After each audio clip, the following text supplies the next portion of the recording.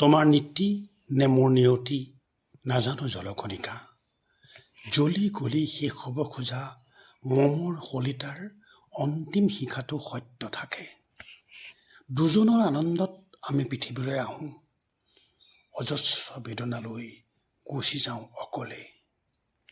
একোৱেই নাথাকে, উশাহ হেঁপাহ সকলো লীন যায়, মন শৰীৰ সম্পদ স্মৃতি সকলো যাহ যায় সময়ৰ ধূলিত। কবিও নাথাকে, কেতিয়াবা কিছুদিনলৈ ৰৈ যায় কবিতাৰ দুটা এটা শাৰী। মই অন্তৰৰ ভিতৰত জীয়াই থাকিব খোজোঁ মুহূৰ্তে মুহূৰ্তে, সেইবাবেই হয়তো ভিতৰৰ পৰা মৰি মৰি আহি থাকোঁ প্ৰতি মুহূৰ্তে মুহূৰ্তে।